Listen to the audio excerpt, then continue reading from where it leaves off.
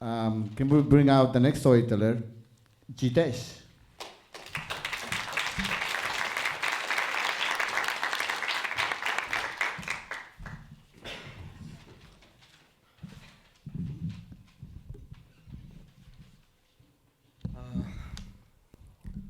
I've come to this theater before. The last time I was here, it was to watch a movie on the poet Emily Dickinson's life. Today I stand in the same spot where Molly Shannon stood. Behind a screen, close enough. I'm just procrastinating, starting my story. The first time my mother saw me breakdancing, she almost threw up.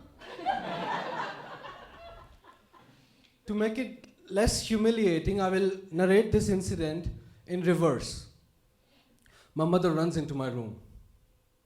There's a left foot shaped hole in my glass window. My body is flailing upside down. I attempt a handstand. I tell myself, this should be easy. I watch a hip hop dance video on the internet. She did not see a pretty sight. I personally would have preferred to be caught masturbating instead. This was back in 2009 in India, where there was no breakdancing.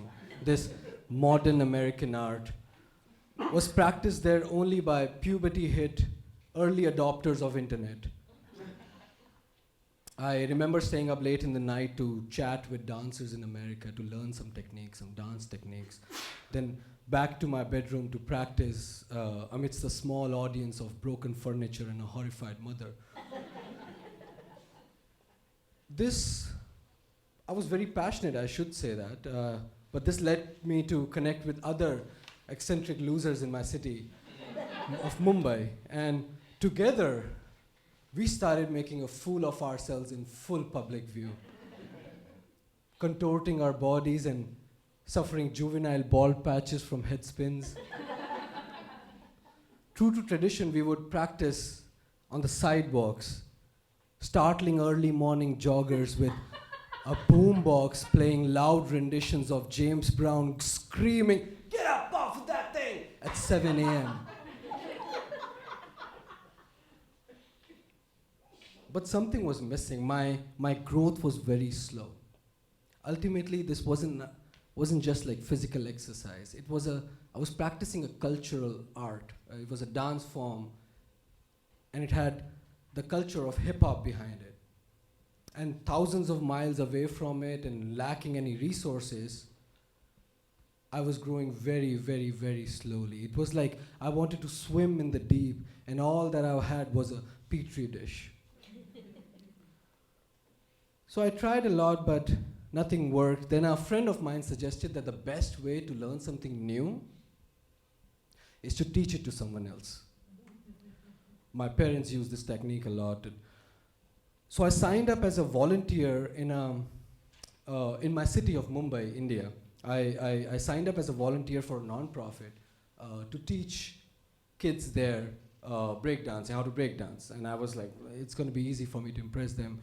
And so I signed up, and I was assigned this obscure little village in my own city that I had never heard of before. The name was Govandi. I was like, fine.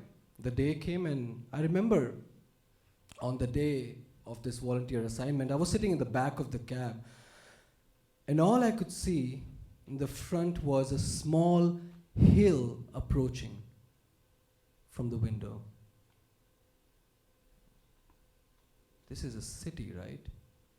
And as we got closer, I realized that it's really a mountain of plastic, rotting vegetables, and used condoms.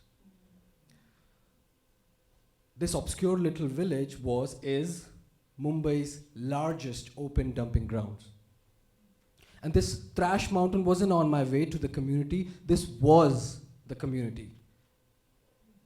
People who recycle this trash, people who live there, who have nowhere else to live in the city, who couldn't afford to live anywhere else in the city, people who were discarded of like we did our thrash.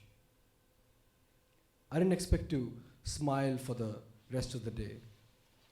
But 30 kids were eagerly waiting to impress their new dance instructor. In the class, there was laughter and tumbling and walking on hands and flip-flops flying across the room. It was weird because it felt like I was witnessing the world congealing. Here are kids from the streets of Mumbai emulating kids from the streets of Brooklyn.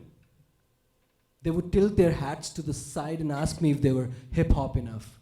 And I told them, you have more street cred than my middle-class ass could ever dream of achieving. I had initially signed up to volunteer just for a month, but I ended up staying a little longer for 4 years. From 2012 to 2016. And after 2 years of this, like in the midpoint, I decided to organize a dance event. So the community where they lived, knew what the kids were up to and knew who this stranger is who walks in every weekend and doesn't say hi.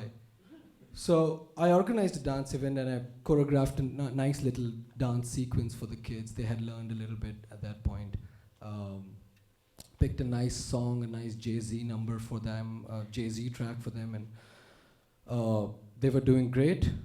It looked good, but somehow the choreography didn't work. The kids were dancing well, but together, when they were coming together, they were like running into each other and everything, and I couldn't understand what was happening. I tried a lot of different things, but nothing seemed to work, and I couldn't put a finger on it. Then 7 days, or just 1 week before the competition, 12-year-old Samir, one of the students, walked up to me and said, "Teacher,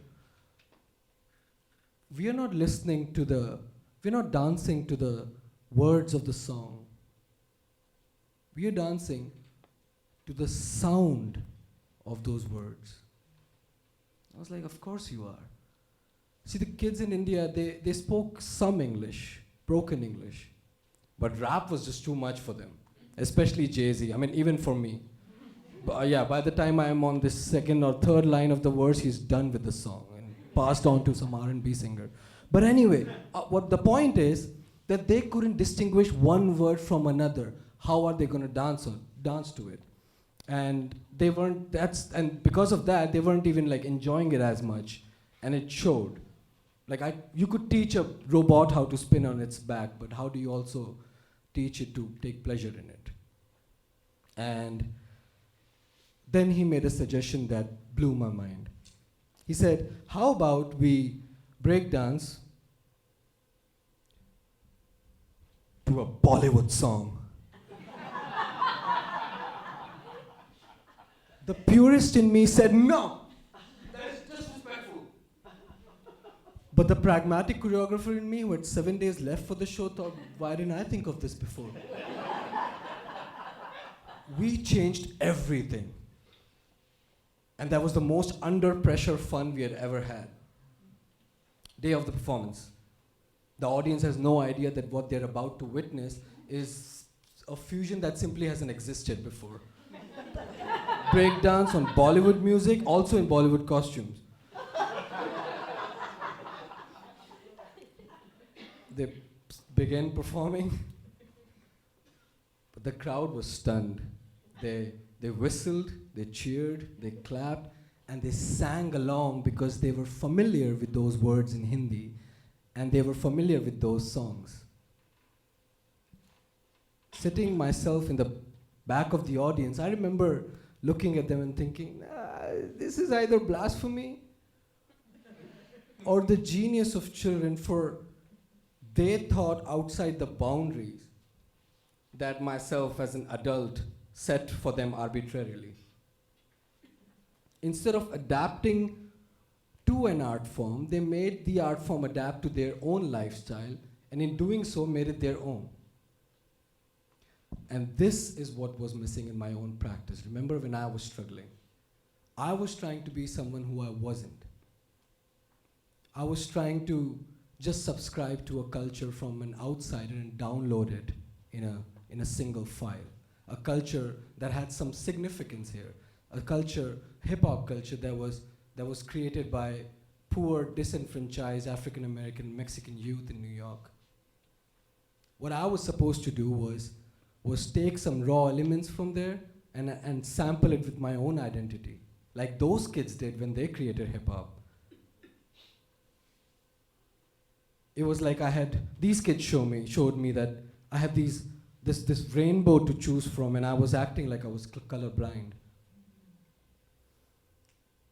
Today, when I'm here now, and when I see kids, American kids here, break dance, I think of the connection that they have with kids across the world, in the slums of Mumbai, an invisible solidarity through street art.